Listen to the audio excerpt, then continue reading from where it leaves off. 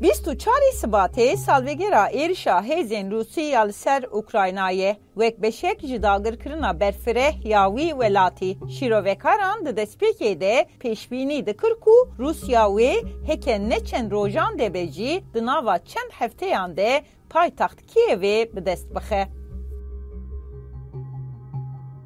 Kêm kes ji bo berxwedana xurtiya Ukraynayan ku paşê hat amade bû. Herî kêm jî serokê Rûsyayê Vladimir Putin.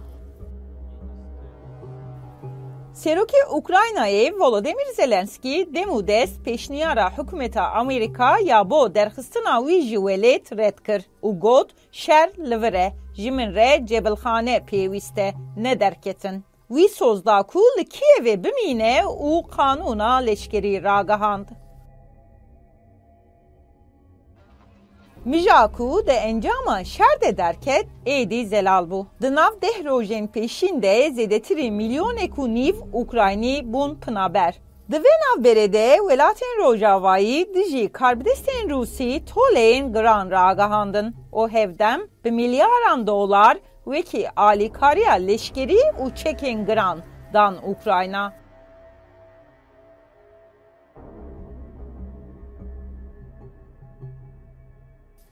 Di destpêka Adarê de hêzên Rûsî li Başûr û Rojhilat pêşveçûnên bilez bi dest xistin. Ew ketin herêma Xerson û mezintirin santrala navokî ya Awropa. Li Zaporosya xistin bin kontrola xwe. Hêzên Rûsî nêzî derdora Kievê jî bûn. Lê zû bi kêmbûna hejmara leşkeran re rûbirû man. Di destpêka Nîsanê de rojnamevan û xebatkarên mafên mirovan belgeyên berfireh dîtin.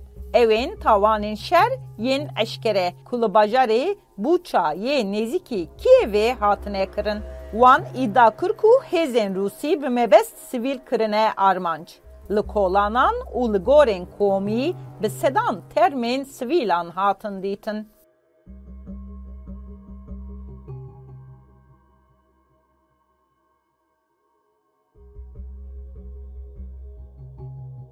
Piştî dîtinên li Buça Serokê Amerîka Joe Biden Rusya bi pêkanîna jenosîdê li Ukraynayê tawanbar kir. Putin soza berdewamkirina şer da û bo kontrolkirina tevahiya herêma Donbasê fermana êrişeke nû da.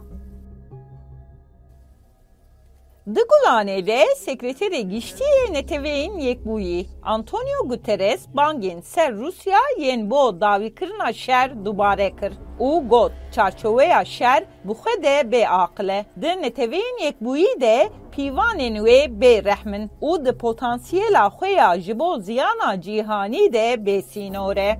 Çend rojan pîş re Amerîka G7 û Yektiya Awropa hevbîr bûn ku dijî Rusyayê gurzeke nû ya toleyên berfireh ragihînin. Di nav de soza rawestandina piraniya derkirîna petrola ji Rusya heta dawiya 2022 diyan. Di derbeyeke dinya li hemberî Putin de Swêd û Finlandiya bo endamtiya NATOyê daxwazên xwe yên fermî diyar kirin. Putin berê tirsa berfirehbûna NATOyê wek yek ji sedemên serekî yên dagirkirina Rusya ya Ukraynayê nîşan dabû. Dema ku havînê dest pê kir hêzên Ukraynî bi rêzeke êrişên dijber gavên girîng avêtin.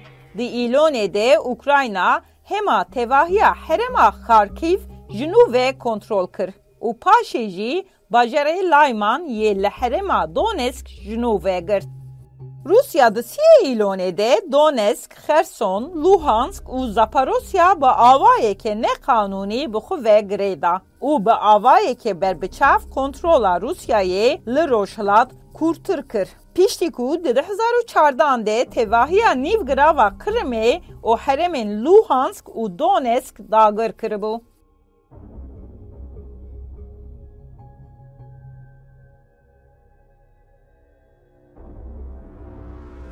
Di cotmehê de encama teqînekê de pira ku Rusya bi Krimê ve Girêdê de bi giranî ziyan dît.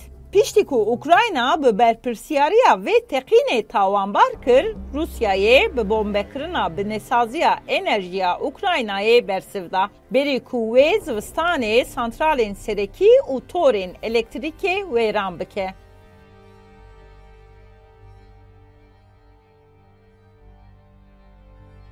Ukrayna serkeftineke dinya girîng di destpêka mijarê de pîroz kir.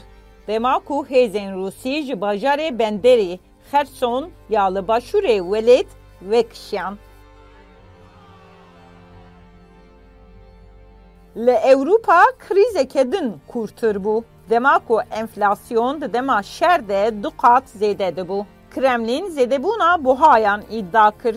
Ku li gel pelên nû yên pinaberên Ukraynî yên li Ewropa wê derbeyeke li piştgiriya Ewropa ya bo şer bixe.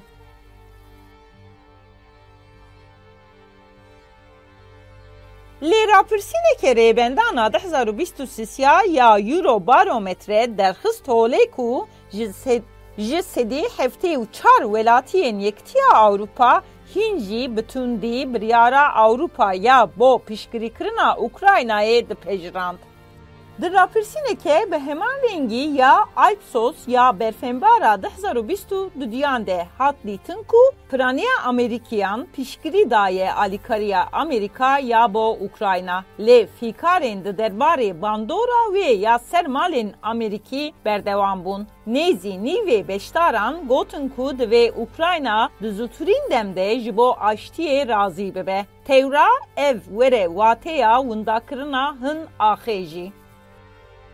Hejmarek jimarên hovdar lêçûna wêranker ya şer nîşan dide. Dema ku salvegera sala yekê nêzik dibe. Netewên Yekbûyî pêşbînî dike ku ji sibata 2022 over ve li Ukrayna nêzî 7000 sivîl hatine kuştin. Kardeşên payê bilind yên Ukraynî pêşbînî dikin ku di sala borî de heta 13000 leşkerên Ukraynî hatine kuştin. Kardeşên Rûsî dibêjin ku di heman demê de nêzî 6000 hêzên Rûsî hatine kuştin. Herçend kardeşên zanyarî yên Amerîkî dibêjin ku hejmara leşkerên Rûsî yên kuştî û birîndar nêzî 100,000 e.